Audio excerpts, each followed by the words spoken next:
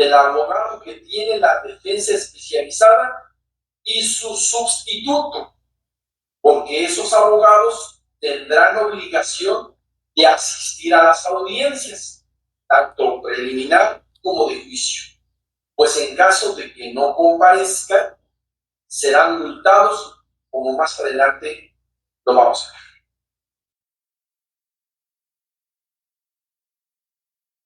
La etapa postulatoria se rige por 4 subetapas, que es el ofrecimiento, la admisión, la preparación y el desahogo.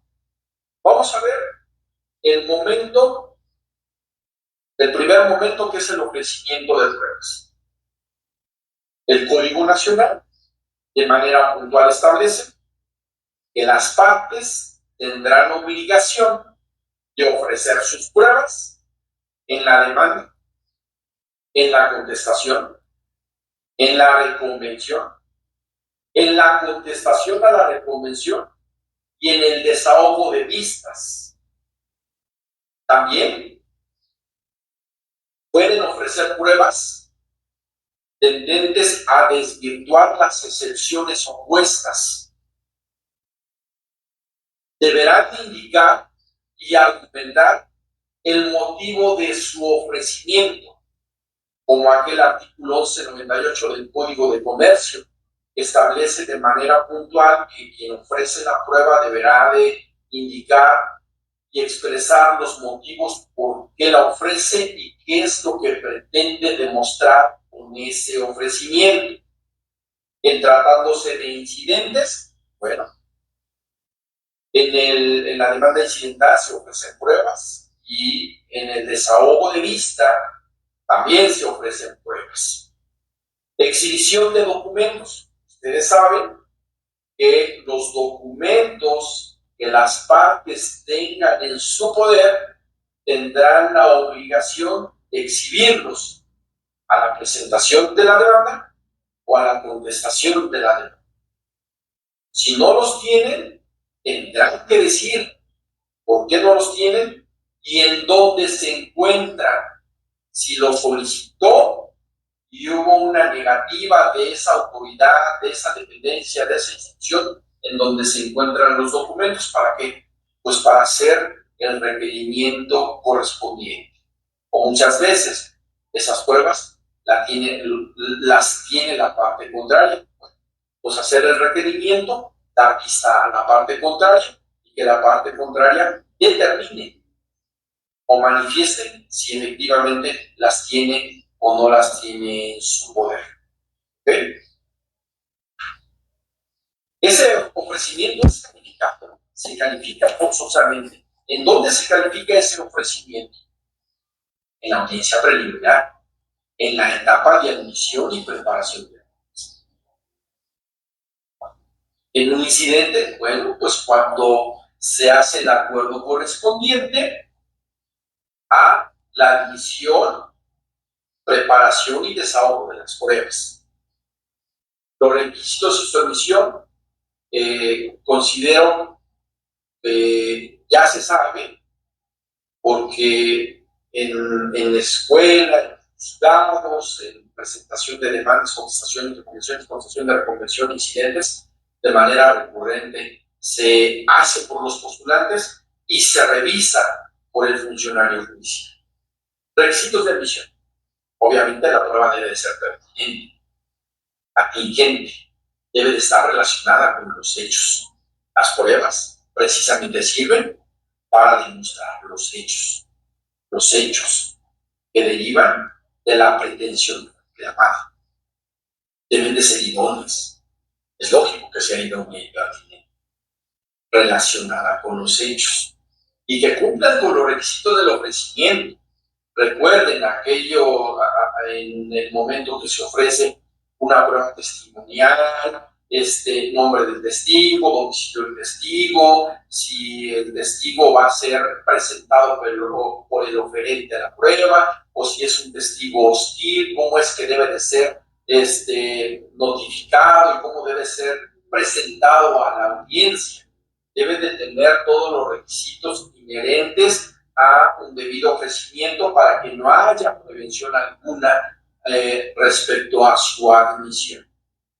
Y luego vienen los supuestos de inadmisión. Es lógico que las pruebas, cuando se ofrecen de manera extemporánea, no sean admitidas. Las contrarias a derecho. Ahí en la doctrina no solo indica que sean las contrarias a derecho, sino las contrarias a derecho, a la moral y a las buenas costumbres. Ya en la legislación se establece de manera puntual pues, que no se admiten las pruebas contrarias a derecho.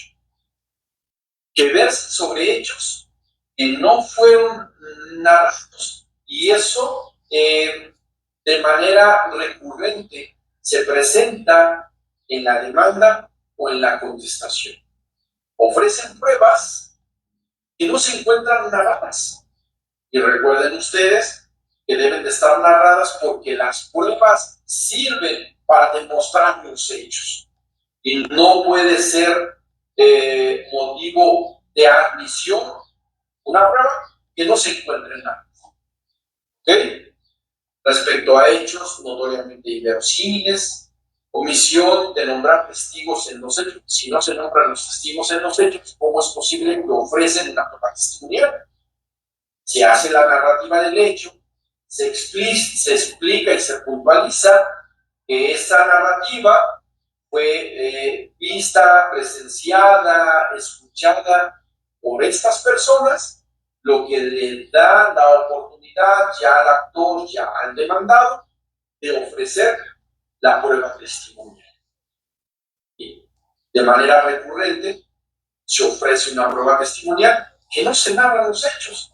Y es lógico que ahora nuevamente se indique que esa prueba testimonial no va a ser admitida si es que no se encuentra narrada en los hechos. ¿Ok?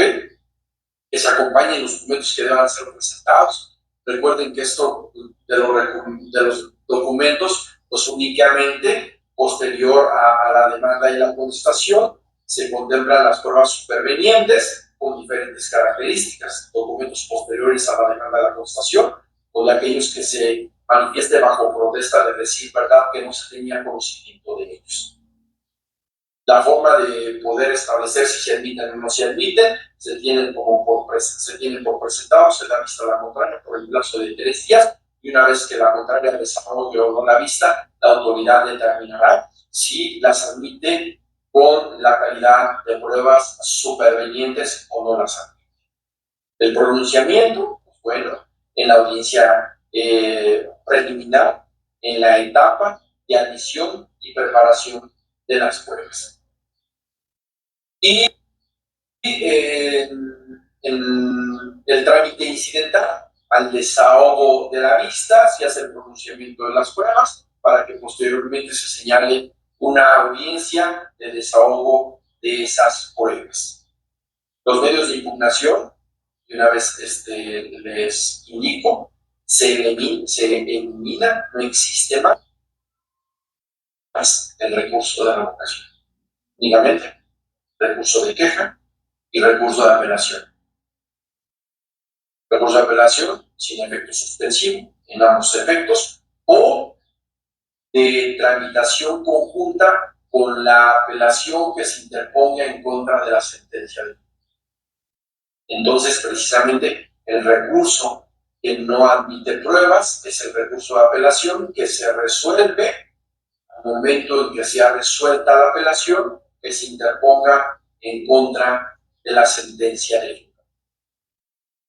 ¿En qué momento se desahogan las pruebas? Bueno, las pruebas se desahogan en la audiencia de juicio, hablando del expediente principal, de la tramitación no ordinaria, recordando que ahora la tramitación no ordinaria no será el juicio oral familiar, la audiencia incidental, la audiencia de ejecución de sentencia. Ahora ya se establece que se señalará una fecha y hora para poder establecer la forma o mecanismo en que se va a cumplir una sentencia. En una audiencia virtual, en una audiencia de recepción a distancia, que eso es motivo de libro que regula la justicia digital y por exhorto. Saben ustedes que algunas pruebas pues, también pueden ser desahogadas a través de la remisión de un exhorto. Hay pruebas también foráneas. Eso se sigue regulando en el Código Civil del Estado de México y ahora se encuentra contemplado en el Código Civil. La forma de ofrecimiento pues es tal cual una prueba ordinaria que va a ser desahogada en el lugar donde se tramita la controversia.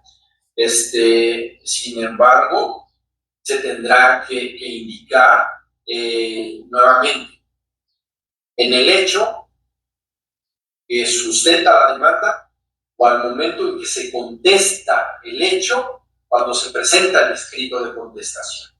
¿Ok? ¿Qué es lo que va a hacerse en esa prueba foránea? Los datos del testigo, los datos de ubicación del documento o archivo, el objeto de la diligencia, el por qué se tiene que llevar a cabo el desahogo de una prueba foránea. Y los plazos, bueno, se mencionan en esta diapositiva, 1 mes de aquellas pruebas que tengan que desahogarse dentro del territorio nacional, 2 meses las que se desahoguen en Estados Unidos o Canadá, 3 meses en Centroamérica y el Caribe, 6 meses en Europa o América del Norte y 7 meses en cualquier otro lugar del mundo. El auto que concede el desahogo de la prueba foránea no es real.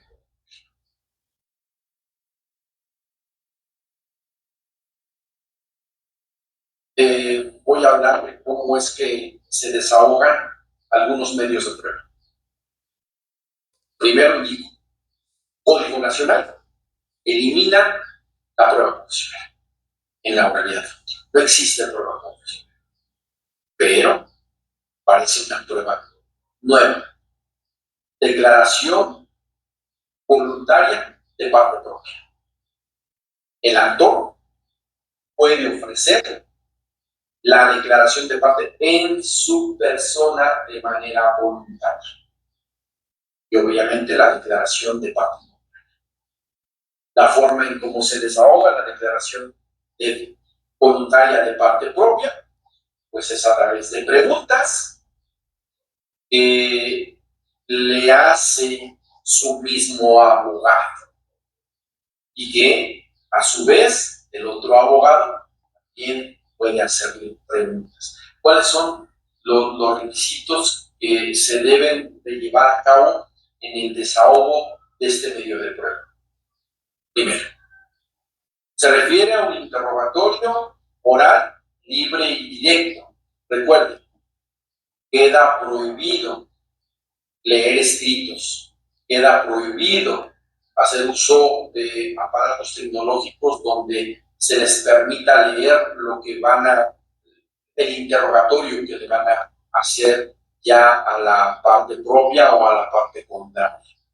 Únicamente podrán tener sus apuntes. ¿Por qué? Porque prima la oralidad sobre hechos propios y no propios. Y antes había pues una restricción con relación a eso y no se permitía preguntar sobre hechos que no fuesen propios. Ahora ya, hechos propios y no propios. Lenguaje sencillo, claro, preciso, exacto, conciso. Que no haya lugar a duda, el que está haciendo la declaración entienda el interrogatorio. Sobre hechos preconcebidos, sobre hechos percibidos o conocidos por la parte declarante. Podrá referirse a hechos complejos, dependiendo la naturaleza de la controversia. ¿Ok? No insidiosas, eso es lógico. No se le puede hacer una pregunta insidiosa, porque incluso pues, puede ofuscar su inteligencia y no puede entender realmente qué es lo que pretende quien está haciendo la pregunta, que quiere que preguntas no repetidas, no repetitivas. Eso es como que queda como no referirse a cuestiones de derecho técnicas, lenguaje coloquial, lenguaje urbano, lenguaje cotidiano, sencillo, claro, preciso. Preguntas abiertas o preguntas cerradas. Y así es como se lleva a cabo pues, la prueba de declaración de parte. Importante. Si la parte contraria no asiste a la declaración de parte, ya sabemos que se tienen por ciertas las manifestaciones que vierte el oferente de la prueba y que serán tomadas en consideración al momento en que se emita la sentencia definitiva. Ahora van a ver así aquí como una rareza en la forma en cómo se lleva a cabo el desahogo de una prueba testimonial. Empieza con un interrogatorio de la parte oferente, interrogatorio igual, sencillo, claro, preciso, exacto, que se refiera a los hechos, que se refiera a circunstancias de modo, tiempo y lugar. La parte contraria tiene derecho a un contrainterrogatorio. Es normal, porque nosotros ahora conocemos juntos. Bueno, pero posterior a ese contrainterrogatorio, puede el referente de la prueba volver a preguntar. Y entonces realiza un reinterrogatorio. Y del resultado de ese reinterrogatorio, la parte contraria al referente de la prueba testimonial puede realizar un recontrainterrogatorio. Entonces, son dos participaciones por cada uno de los abogados de la parte actora, que hace un interrogatorio y un reinterrogatorio. Pensamos que la parte actora sea el referente de la prueba testimonial, entonces tiene derecho a hacer un interrogatorio y un reinterrogatorio. Y el abogado de la parte demandada tiene a su vez el derecho de hacer un contrainterrogatorio y un recontrainterrogatorio. Está medio chistoso, vamos a ver qué es lo que resulta, porque será así como que un cuento de nunca acabar en el desahogo de una prueba testimonial. Ahora limitan al número de testigos por hecho, que son como máximo 2 testigos por hecho, y no está permitida la tacha. ¿Y por qué no está permitida la tacha? Muy simple, porque la autoridad es quien valora la prueba testimonial al dictado de la sentencia definitiva. La autoridad determina si se trata de testigos idóneos o no idóneos. La autoridad establece si le va a conceder o no conceder valor a esa relatoría de hechos que realizó el testigo. Hijos, eso sí, nos va a espantar un poquito. Lo voy a hacer con calma. Voy a hablar del artículo 306 del Código Nacional. Fíjense nada más.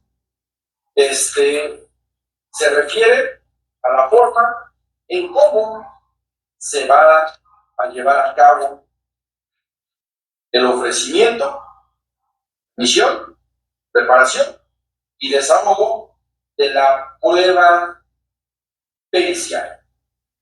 Voy a leer el artículo 306 para que tengamos oportunidad de saber qué se trata. Vamos a meter un sinfín de problemas en este artículo, tanto la autoridad como el postulante. Fíjense nada más. Dice Lucio.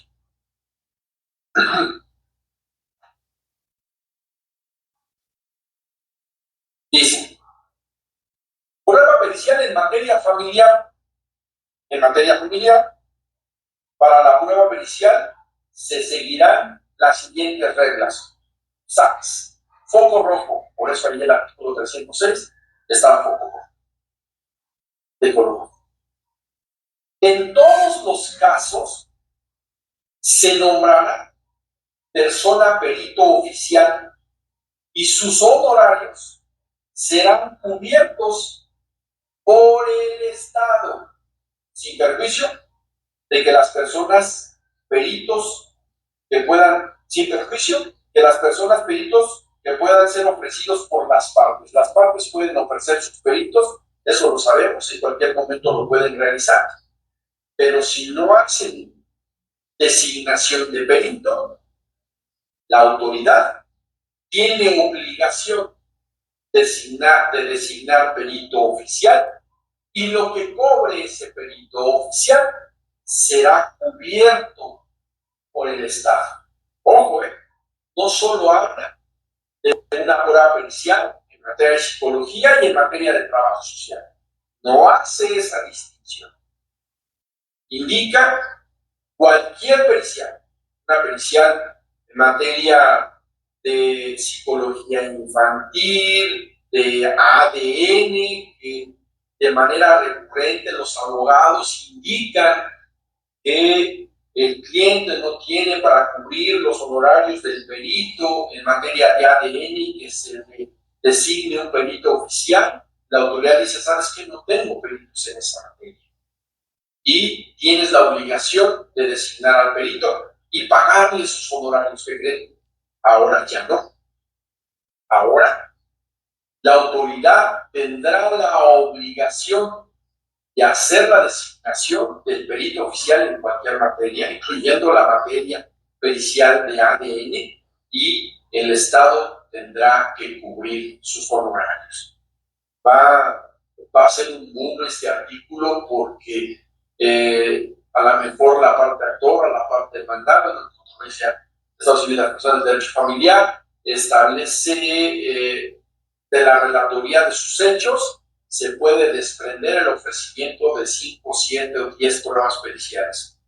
Toxicología, biopsicología, psicología infantil, psicología, trabajo social, ADN, ortopedia, odontología. La autoridad tendrá la obligación de hacer la designación del perito oficial y también tendrá que cubrir sus honorarios. ¿Qué es lo que va a ocurrir con esto? Lo más seguro, se los vaticino, es que este artículo tendrá que ser reformado, que va a colapsar la administración de justicia. No existen tantos peritos en los tribunales de los estados o de la Ciudad de México para poder designar perito en cada materia y que sean cubiertos con el erario del Estado. Entonces, aquí tenemos un departamento de peritos. En otros estados, incluso en la Ciudad de México, no tienen tal departamento de peritos. Y las partes están obligadas a hacer la designación de sus peritos y cumplir con sus honorarios. Y entonces, ahora, este Código Nacional nos está estableciendo la obligación del órgano jurisdiccional de la designación del perito oficial y que ese perito oficial, sus honorarios sean cubiertos por el Estado. ¿Ok? Y cuando se designe perito oficial, no podrá designarse un perito tercero discordio, porque es un perito oficial al cual pues, la autoridad tendrá que hacer la valoración correspondiente al momento en que se emita la sentencia definitiva. ¿Ok? Aquí hay creo yo, una deficiencia en la forma en cómo se perfecciona esta prueba pericial, porque indica que si las partes ofrecen peritos, los peritos tendrán que comparecer a la audiencia preliminar, a presentar, aceptar y contestar su cargo, y si no lo hacen, se declarará la deserción de prueba.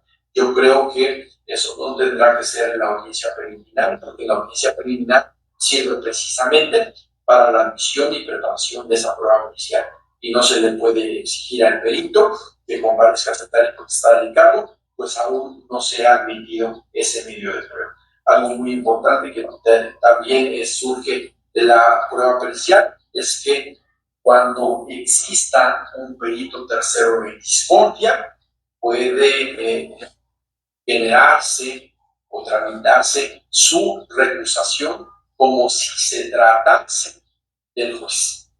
Bajo los mismos supuestos, se tiene que demostrar el por qué se está solicitando la recusación. Si es procedente, pues se designa a otro perito. Pero existe la recusación de los peritos. Ahora vamos a ver lo referente a las etapas que se contemplan en el proceso oral familiar, iniciando con la etapa postulatoria. Esto yo creo que es claro, es sencillo para servidores judiciales, para postulantes. Lo único que tengo que hacer, bueno, pues es hacer un recordatorio de esta etapa postulatoria. Recuerden que la operatividad de un juzgado va a iniciar desde el momento que una persona ejercite su derecho subjetivo de acción, esa persona cuente con una legitimación activa en el proceso, perdón, en la causa, o incluso en el proceso si tiene un poder, una representación o un mandato. ¿Cómo? A través de la presentación de una demanda. Esta demanda pues debe de cumplir pues con los requisitos establecidos en el artículo 235 y esos requisitos son pues que se dirija ante la autoridad jurisdiccional competente de acuerdo a, no sé, la ubicación del domicilio de las niñas, niños y adolescentes, a la ubicación del domicilio conyugal, a la ubicación donde hicieron vida en común, dependiendo las reglas de la competencia, es el lugar donde va a ser presentada esa demanda. Los datos de la parte actora, cómo es que está promoviendo por derecho propio, a través de una representación, bajo qué calidad lo hace. Después de ello, tendrá que indicar cuál es su domicilio procesal, si es lista y boletín, si es correo electrónico institucional. También tendrá que proporcionar algún número telefónico y tendrá que indicar, aunque no se menciona, pero yo quiero pensar que va a ser motivo de reforma, que manifieste bajo protesta de decir verdad si pertenece o no a un grupo de vulnerabilidad. ¿Para qué? Para que se hagan los ajustes razonables y los ajustes del procedimiento. Las personas autorizadas, sus datos, las personas autorizadas, su cédula profesional, y aquí si cuentan o no cuentan con la especialización en la materia familiar. Y eso de la especialización ya se nos indica de manera puntual cómo es que se lleva a cabo, ¿no? Esto se contempla en el artículo 666 del Código Nacional y entonces se establece de manera puntual que las partes deberán contar con una defensa técnica efectiva y en tratándose de asuntos donde se afecten derechos de la infancia, además la defensa tendrá que ser especializada. Reiterar, no es necesario que el postulante cuente con una cédula profesional que indique que tiene una especialización en materia familiar. No es necesario. Es más que suficiente con el hecho de que manifiesten bajo protesta de decir verdad que cuentan con esa defensa especializada. ¿Por qué? Porque llevan tanto tiempo siendo abogados, porque llevan tantos años llevando asuntos de corte familiar que les da la posibilidad de representar de manera especializada a sus clientes. ¿Ok? Datos de la parte demandada, ya lo sabemos, nombre, domicilio particular, donde debe de llevarse a cabo el emplazamiento, las pretensiones claras, precisas, exactas, concretas. Si no se incluyen pretensiones que debieron de ser incluidas, recuerden que el juez, al hacer los ajustes razonables, puede ir más allá de lo que se indica en la demanda y emitir medidas de protección o medidas provisionales a pesar de que no se hayan solicitado. Los hechos es lógico que se desprendan de las pretensiones que se reclaman. ¿Sí? Porque los hechos es lo que se va a demostrar con las pruebas que se ofrezcan, fundamentos de derecho, valor de lo demandado. Esto del valor de lo demandado yo creo que ya no es un requisito indispensable o importante, salvo en aquellos estados que todavía existan juzgados de cuantía menor y juzgados de cuantía mayor. En el Estado de México creo que solo quedan como 2 o 3 juzgados de cuantía menor. Entonces, en ese caso, pues sí se debe de establecer cuál es el valor de lo demandado para poder precisar cuál es el juez competente con relación a la cuantía, si cuantía menor o cuantía menor. Las pruebas, las firmas y los documentos para traslado, documentos TOPS, documentos tratándose de la demanda, los documentos físicos que se hayan presentado y todos aquellos documentos electrónicos, USBs, discos, todo tiene que ir también en duplicado para que se junten las copias de traslado, tantos demandados, tantas copias de traslado que se deben de presentar a la demanda. Después, se emite un auto inicial.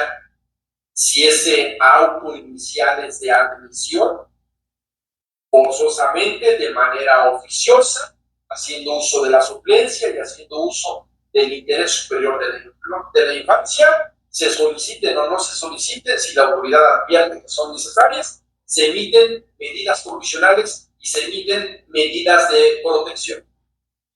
¿Cuáles son esas medidas? Bueno, las medidas se mencionan en el mismo Código Nacional de manera enunciativa y no limitativa, siendo las siguientes: fijación de alimentos, guarda y custodia, régimen de convivencias, órdenes o medidas de protección y cualquier otra medida para salvaguardar a los integrantes de la familia. ¿Okay? Otro tipo de auto que se puede emitir a la presentación de la demanda es el auto de prevención para aclarar, corregir, completar la demanda. Plazo para hacer esa aclaración, corrección o complemento, 3 días. Si no se cumple esa prevención, es lógico que la demanda no va a ser admitida. Tipo de plano, en el primer auto se inadmite la demanda. Contra el auto que no admite la demanda, procede el recurso de queja. Admitida la demanda, se ordena el emplazamiento correspondiente para que el actuario o la actuaria se constituyan en el domicilio físico, en el domicilio laboral, en el domicilio que se haya indicado en la demanda y proceda a hacerle del conocimiento a la persona demandada que se ha emitido una demanda en su contra y el plazo que tiene para contestar. ¿Okay? Aquí tenemos un diagrama de flujo que explica con más claridad qué es lo que sucede con la presentación de una demanda. Recuerden, la demanda hoy en día puede presentarse a la entrada en vigor de la aplicación del Código Nacional. La demanda oral familiar puede presentarse por escrito o por comparecencia. Eso quiere decir que las oficialías de partes deberá haber personal capacitado para poder recibir las demandas que se hagan por comparecencia. Después de esa demanda le puede venir una prevención o le puede venir una admisión. Si es una prevención, son 3 días para que la ajuste. Si no la ajuste, pues evidentemente no se admite la demanda y se ordena el archivo correspondiente. Si cumple la prevención o la demanda se encuentra con todos los requisitos establecidos por el Código Nacional, se admite. Para admitir la demanda se cuenta con un plazo de 3 días, y aquí hay una diferencia, porque cuando se tenga que emitir en esa demanda una medida provisional de alimentos, el Código Nacional establece que la autoridad tiene que emitir esa medida provisional en 24 horas. Entonces, la autoridad tendrá que admitir la demanda y dictar esa medida provisional de alimentos y no esperarse a los 3 días. Si es una demanda que no contempla el reclamo de alimentos, bueno, pues se tiene 3 días para elaborar el auto admisorio. Se decretan otras medidas provisionales que hayan pedido y el emplazamiento tiene que ser efectuado dentro del plazo de los 3 días. Posteriormente a ello, el demandado cuenta con el plazo de 9 días para contestar, de igual manera por escrito o por comparecencia, y puede ejercitar en ese mismo escrito de contestación a la demanda su derecho subjetivo a través de una reconvención.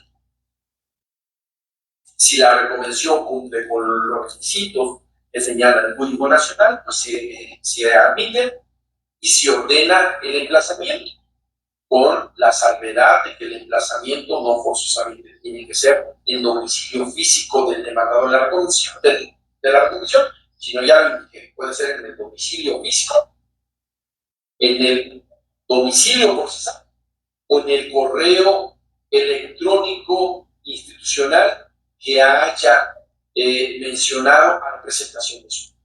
¿Okay? Con el escrito de contestación de demanda y con el escrito de contestación de reconvención se le da vista a las partes contrarias para que se manifiesten respecto a ellos, se manifiesten con relación a las excepciones opuestas dentro del plazo de 3 días. Y con ello se encuentra debidamente integrada la litis y concluye la etapa postulatoria. Etapa postulatoria, pues que rige principalmente a través de la manera escrita. Ya que la demanda se presenta por escrito, ya que se presenta por comparecencia, pues consta por escrito. Y a partir de que se contesta la reconvención, bueno, pues ya entra lo que se refiere a la oralidad familiar con el señalamiento de una audiencia preliminar. No sin antes recordar que la autoridad puede sugerirle a las partes asistir al Centro de Mediación, Conciliación y Justicia Restaurativa para tratar de solucionar un conflicto a través de un medio alterno de solución, o sería una conciliación. Se tiene que hacer uso de esos medios alternos de solución porque hoy en día se ha visto que en verdad funcionan, sirven para poder erradicar controversias que se encuentran realmente ya las partes desgastadas, las partes ya no saben ni cuándo presentaron su demanda, ni por qué la presentaron, ni para qué la presentaron. Y entonces ese centro de conciliación y justicia restaurativa que existe en el Poder Judicial del Estado de México, pues puede servir para concluir bastantes controversias. Después, bueno, a contestación, en caso de que haya existido reconvención, se contesta la reconvención y se señala una audiencia que se denomina audiencia preliminar dentro del plazo de los 15 días para posteriormente al desahogo de esa audiencia preliminar, el desahogo de una audiencia de juicio dentro de los 40 días siguientes. Bueno, aquí nuevamente se vuelve a hablar de la etapa postulatoria y de la etapa conciliatoria probatoria. ¿Ok? Posturas del demandado. El demandado pues no puede contestar la demanda. Se entiende que la demanda se tiene por contestada en sentido negativo y se procede al señalamiento de la audiencia principal. La postura del demandado también puede ser de allanamiento. Ese allanamiento debe ser debidamente ratificado ante la autoridad judicial y una vez ratificado ante la autoridad judicial únicamente se fija o se señala fecha y hora para el desahogo de una audiencia de juicio y en esa audiencia se dicta la sentencia correspondiente. ¿Ok? ¿Cuáles son los requisitos que se deben de contener en un escrito de contestación de demanda? Bueno, pues igualmente la autoridad jurisdiccional, que fue la autoridad que emplazó al demandado, del cual tiene que ser dirigido ese escrito de contestación, datos de la parte demandada, ya indicamos la forma en cómo contesta la demanda, debe indicar domicilio procesal, incluso correo electrónico, manifestar si pertenece o no a un grupo de vulnerabilidad para hacer los ajustes de procedimiento o los ajustes razonables que sean necesarios. Y todo ello pues, lo tienen que hacer bajo protesta de decir verdad, haciendo uso de la jurisprudencia que les indiqué al principio de esta sesión. La persona autorizada, nuevamente, esa persona autorizada cuenta con una defensa técnica efectiva y especializada cuando en la controversia se involucren derechos de la infancia. únicamente haciendo manifestación bajo protesta de decir verdad, indicando quién es el abogado especializado y quién es su suplente para poder participar en las audiencias, ¿sí? Contestación a los hechos, que es el momento de la contradicción de los hechos narrados en la demanda, el ofrecimiento de las pruebas, recordando cuáles son las pruebas que deben de ser admitidas, cómo tienen que ser ofrecidas y cuáles son las pruebas que no se pueden admitir. Las excepciones y defensas, recordando excepciones y defensas, excepciones procesales y excepciones perentorias. Entonces, excepciones procesales que tienen que ser resueltas forzosamente en la audiencia preliminar, en la depuración del proceso. Sus firmas, sus documentos que tengan en su poder, porque posteriormente no podrán ser presentados, y el traslado para la vista o el traslado para el emplazamiento a la reconvención. ¿Ok? La reconvención, pues, con los requisitos de una demanda. Posteriormente a ello, ya se lleva a cabo la audiencia preliminar. 15 días para señalar la audiencia preliminar. Hay que tener mucho cuidado porque evidentemente se tiene que cumplir con estos plazos. Para eso existen estos plazos. Entonces, en caso de que los postulantes adviertan que la audiencia preliminar no se está señalando dentro del plazo de 15 días, ustedes tienen la oportunidad de oponerse a ese señalamiento desfasado de sus 15 días. Porque tiene la obligación de hacerlo. Porque la ley así lo regula. Porque lo que pretende es que el proceso se desarrolle pronto para que se resuelva de inmediato. Entonces, si empezamos con lo mismo, de que el señalamiento de la audiencia preliminar no va a ser en 15 días, sino va a ser en un mes, 2 meses, 3 meses, bajo el argumento que se emite en un acuerdo de que el señalamiento de una audiencia extemporánea o más larga es constitucional, eso ya no es fácil. La autoridad sí o sí tendrá la obligación de señalar esa audiencia preliminar dentro del plazo de 15 días. Si no, pues ustedes pueden presentar los escritos correspondientes para que así sea. No pueden permitir que se alargue el trámite de un proceso, porque vamos a regresar a lo mismo. Y lo que se pretende aquí con esta oralidad, con esta inmediación, con esta oficiosidad de suplencia, es que las etapas procesales se resuelvan lo más pronto posible y pueda emitirse sentencia definitiva. Recuerden ustedes que hay por ahí una sentencia emitida por la Corte Americana de Derechos Humanos que habla de la violencia institucional, que los procesos pues, no pueden tardarse mucho en ser resueltos, porque si no se está generando un tipo de violencia institucional. Bueno, audiencia preliminar consta de 2 fases, ¿sí? Una fase escrita que se denomina junta anticipada. Esta junta anticipada se celebra ante la presencia del secretario judicial. Secretario judicial que se pretende que tenga especialización en temas de mediación, conciliación y justicia restaurativa, porque si tiene esa especialización, evidentemente esta junta anticipada pues va a cumplir con su objetivo. De nada sirve que se ponga a cualquier secretario judicial para que lleve esta junta anticipada y únicamente pretendan medio hablar con las partes, tratar de convencerlos, decirles la importancia que tiene celebrar un convenio, cuál es la naturaleza de ese convenio, cuáles son los alcances, cuáles son la finalidad del convenio, por qué se equipara un convenio a una sentencia definitiva. Entonces debe de tener elementos. Los juzgados tendrán que ser dotados de más personal, específicamente el funcionario judicial, secretario que va a atender la junta anticipada. No puede desahogar la junta anticipada un secretario que está dedicado a hacer la labor, porque si no, nuevamente, juzgado se va a conocer. Entonces, se está sugiriendo que exista en los juzgados un secretario especializado para que lleve a cabo el desahogo de esta junta anticipada. ¿Y por qué? Bueno, pues porque se va a llevar un intercambio de información, un intercambio de pruebas, propuestas de convenio, y propuestas de convenio que si no se materializan no tienen ningún efecto, no tienen ninguna validez, porque su nombre lo dice, son propuestas de convenio, ¿sí?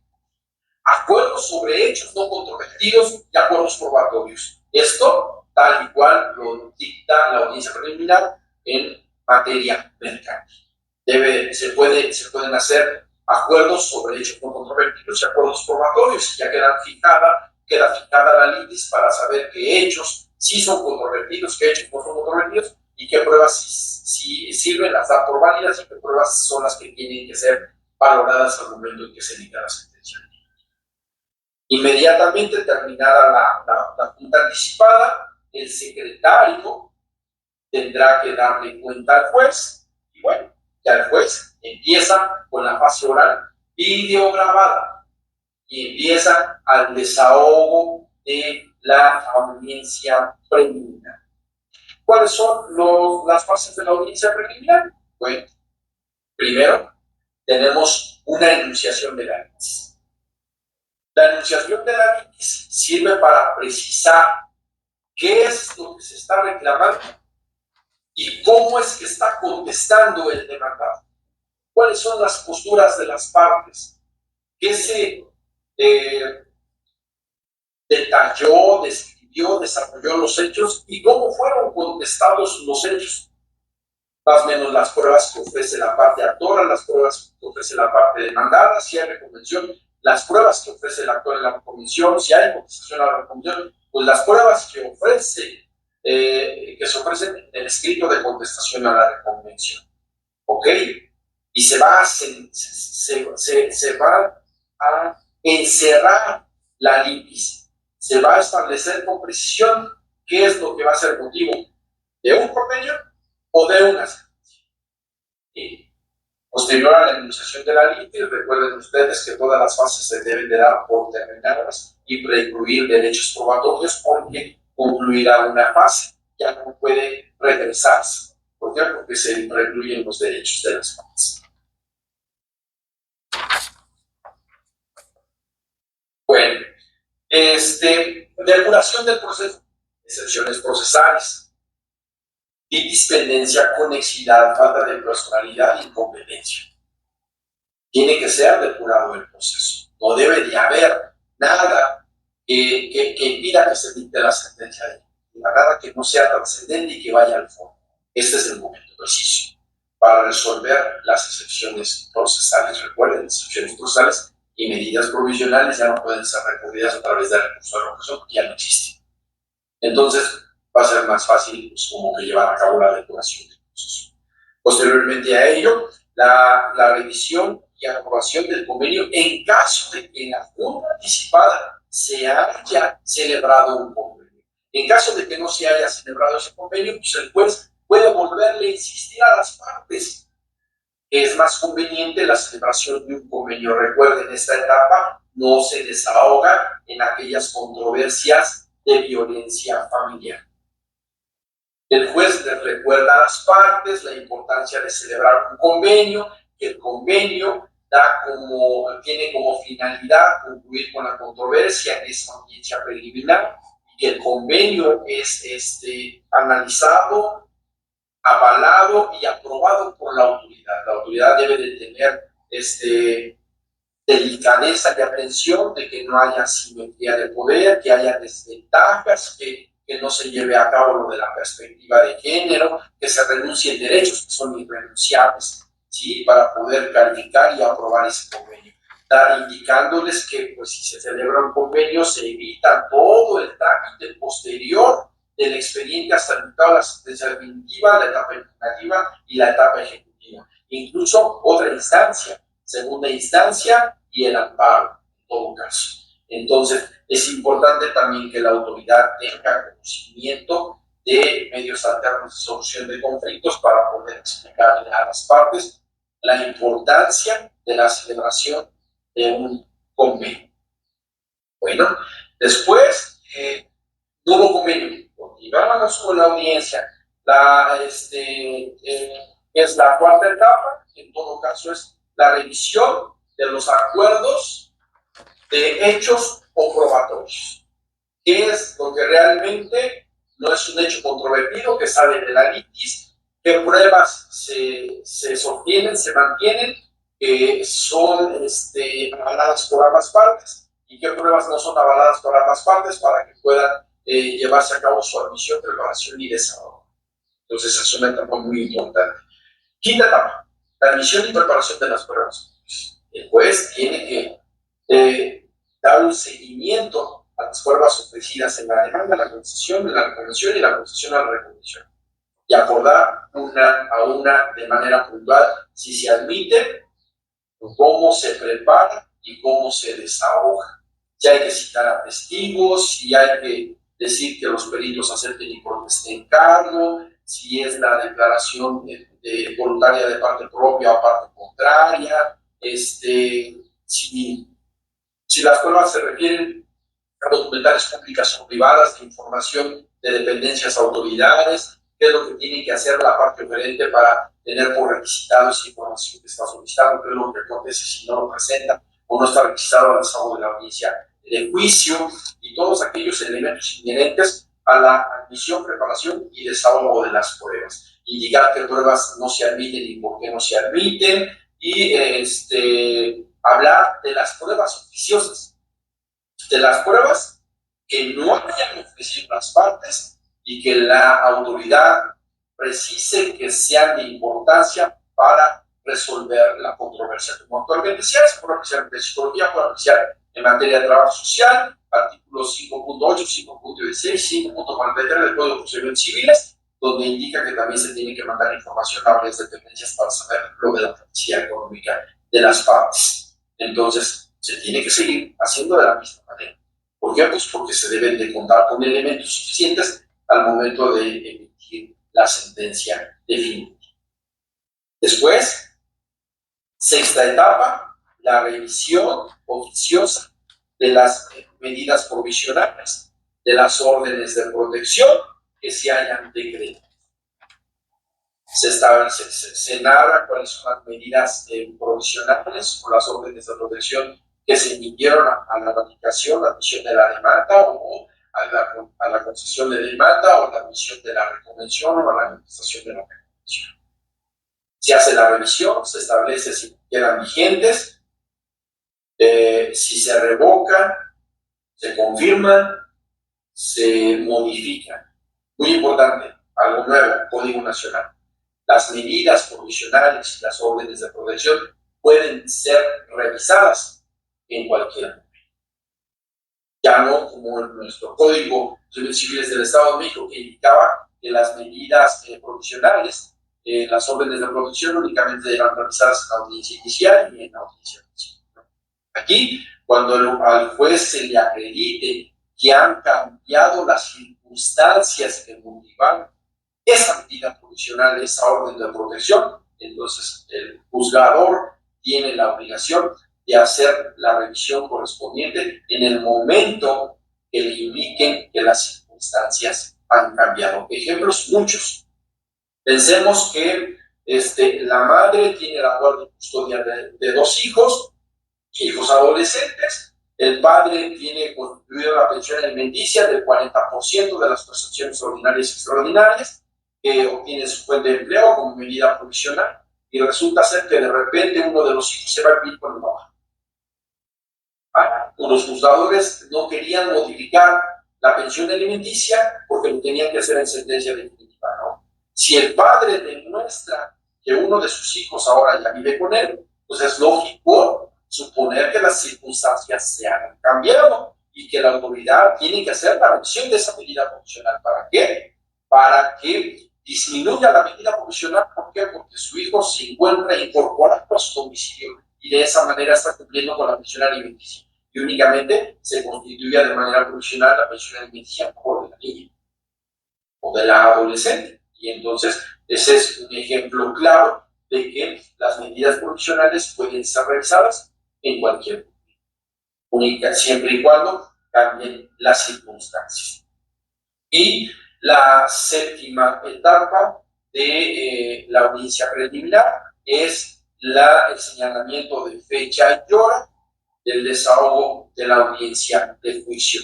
El código nos indica que tendrá que ser señalada en un plazo máximo de 40 días. Y aquí empezamos otra vez a cuestionarnos.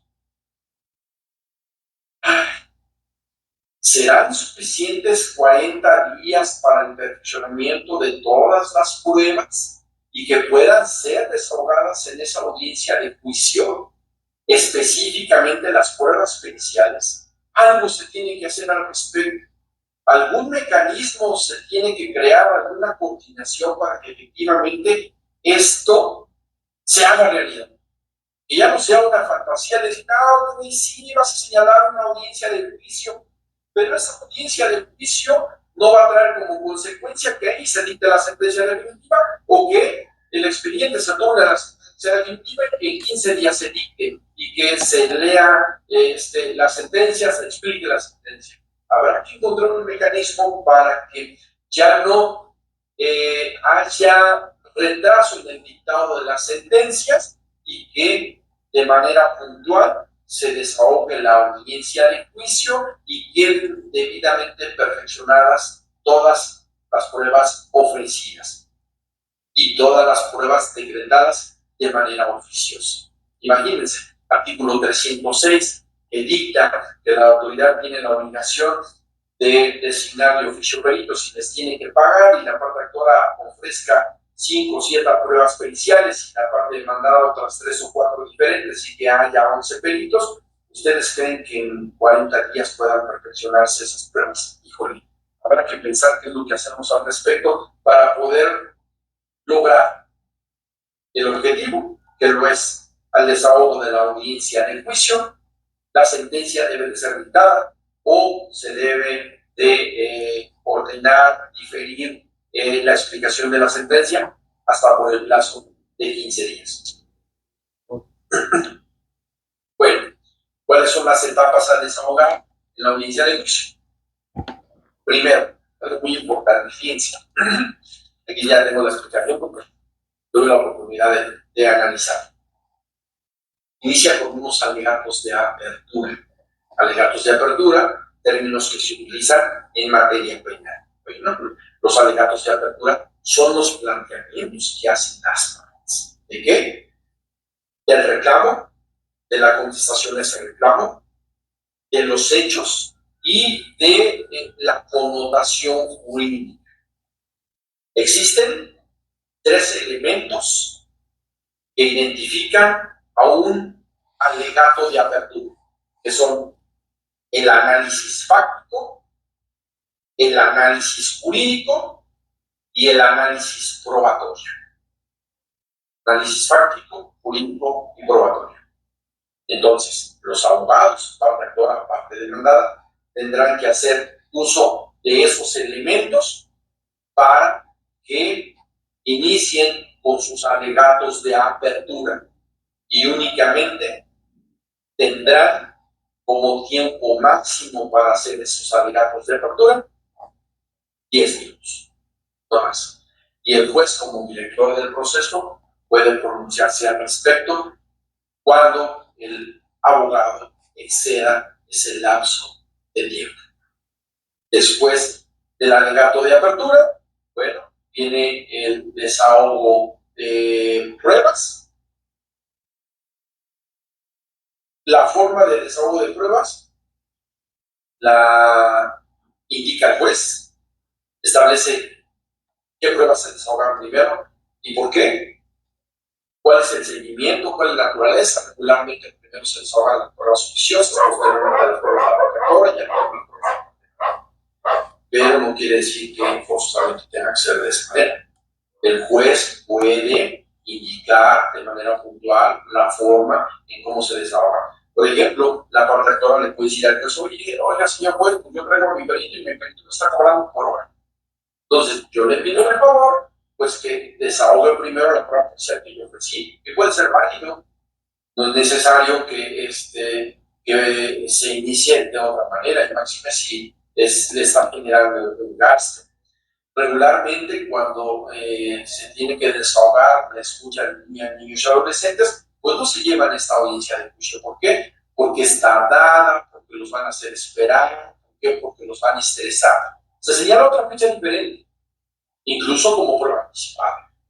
Recuerden ustedes que a la emisión de la demanda se puede generar el desahogo de prueba anticipada, que pudiese ser la escucha de los hijos, o incluso el mismo Código Nacional establece que se puede generar la prueba policial en materia de trabajo social para que esa prueba policial en materia de trabajo social se tenga al desahogo de la audiencia previa. Se lleva a cabo el desahogo de las pruebas, se termina el desahogo de las pruebas y vamos a los alegatos de cierre. Los alegatos de cierre son nuevamente concederle el uso a los abogados de las partes para que a través de consideraciones o argumentaciones jurídicas le indiquen al juez por qué con las pruebas que ofrecían demostraron sus hechos, o por qué con las pruebas, refiriéndome a la parte actual, o por qué con las pruebas que ofrecieron se demostraron la acusación a los hechos, refiriéndome a la parte de planta, y tratar de convencer al juez que las pruebas que han sido desahogadas de su parte sirven para justificar su pretensión o para justificar su excepción. Y además de ello, también los alegatos de cierre sirven para que los abogados indiquen por qué las pruebas de su parte contraria son ineficaces, insuficientes, no se les debe de conceder valor. Es un momento preciso. Y para esos alegatos de cierre también se les concede el plazo de 10 minutos. Va a ser interesante saber y ver cómo los abogados deben de agotar en la audiencia de juicio 20 minutos. Tienen que explayarse en los alegatos de apertura, en los alegatos de cierre, explicar, hacer una relatoría, hacer un análisis, como ya lo dije anteriormente, fáctico, jurídico y probatorio. Y con base en eso, pues concluir por qué ellos tienen la razón. Alegatos de cierre. Bueno, se dicta la sentencia definitiva en ese mismo momento, cuando se pueda llevar a cabo. Porque, bueno, hay sentencias de controversias grandes, delicadas, que regulan muchos reclamos o bastantes excepciones que difícilmente pueden ser resueltas al desahogo de la audiencia de juicio. Bueno, puede dictarse en ese momento la sentencia, si es que se puede elaborar y emitir por la autoridad, y entonces en esa audiencia de juicio se hace una explicación sencilla, breve y clara de la sentencia. Más nada. Después se agrega por escrito. Se agrega por escrito bajo los argumentos que se indicaron en la explicación. No pueden variar los argumentos o no pueden poner argumentos diferentes a la explicación que se hizo al momento en que se indicó cuál fue el fallo de la sentencia. Si no se puede, se difiere esa explicación hasta por 15 días. Y es importante indicar que, así como en los anteriores procedimientos especiales de carácter de infracción número 14, tiene una sentencia de formato de lectura casi bueno, sin la controversia se encuentran involucrados derechos de niños y adolescentes, la autoridad tendrá forzosamente que hacer el formato de lectura fácil para que la decisión la entiendan niños y adolescentes, o en su caso grupos vulnerables. Si hay un grupo vulnerable que pertenece a una comunidad indígena, bueno, por la sentencia, saben ustedes que la sentencia tendrá que hacerse en su dialecto. Bueno,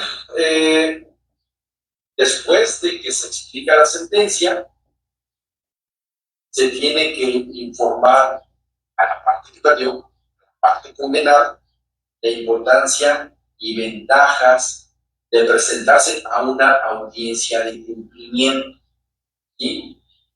y las consecuencias en caso de que no se presente a esa audiencia de cumplimiento que generan pues, la vía de apremio, la ejecución o ejecución forzosa de la sentencia.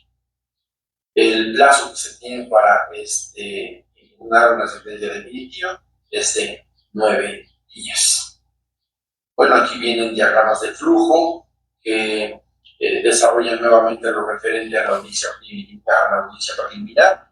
Si no asisten las partes por una primera ocasión, se les multa y se difiere la audiencia. Se les multa al abogado y a la parte. Entonces hay que tener mucho cuidado. Las multas, el monto de las multas se encuentran establecidos en los artículos 191 y 192 del Código Nacional. ¿Ok? Y es a través de unidades de medida y actualización. Después, si existen, pues recuerden, se lleva a cabo la junta anticipada por el secretario judicial, que no especializado, no con especialización en medios actuales de solución de conflictos, no es videograbada. Y aquí, si en el proceso oral familiar, una de las prescripciones fue la disolución del matrimonio, bueno, un cambio de vía para que se tramite a través de un divorcio bilateral, conocido como divorcio voluntario, en donde se señala una audiencia y se decreta la disolución del matrimonio. Y si no llegan a puntos afines referentes a la custodia, convivencia, pensión alimenticia, bueno, pues sigue la controversia. Pero el matrimonio sí se disuelve. Después, la audiencia en sí, ante la autoridad jurisdiccional, en este caso, pues, el juez, o quien esté a cargo del juzgado, videograbada, y ya les indiqué que en caso de ser necesario, la entrevista con niños y adolescentes, incluso como una prueba anticipada que ahora ya está debidamente autorizada por el Código Nacional. Audiencia de juicio, alegatos de apertura, desarrollo de pruebas, alegatos de cierre. La sentencia en audiencia, si se dicta, bueno, se explica y se integra de forma escrita en 3 días. Si no puede dictarse la sentencia en audiencia, se difiere la audiencia para 15 días en donde se explica y pues ya para que se notifique del contenido de la sentencia. Para la aclaración de sentencia en 3 días, recuerden que la aclaración de sentencia no lleva en sí pues lo relativo a la modificación de la sustancia y la determinación, sino únicamente cosas que no sean esenciales para que sea procedente lo de la aclaración de la sentencia. Algo muy importante. Ahora, en la apelación no existe reenvío. Otro gran problema para el Tribunal de Alzada, que va a ser con todas aquellas apelaciones en donde determinen que no se desahogan las pruebas de manera correcta, que los dictámenes no tienen la vigencia necesaria para poder emitir la sentencia, que es necesario escuchar a los hijos nuevamente, a pesar de que ya se hayan escuchado por algún cambio de circunstancias. Bueno, pues todo eso se tendrá que hacer en segunda instancia. Se tendrán que desahogar las pruebas y se tendrá que emitir la sentencia. ¿Por qué? Porque no existe reenvío en la apelación. ¿Ok? Vamos a hacer una pausa para que tomen un descanso y 10 minutitos continuamos. Continuar con estos temas. Ahora nos toca hablar de la intervención de aquellas personas que deben de ser realmente protegidas en estas controversias de índole familiar.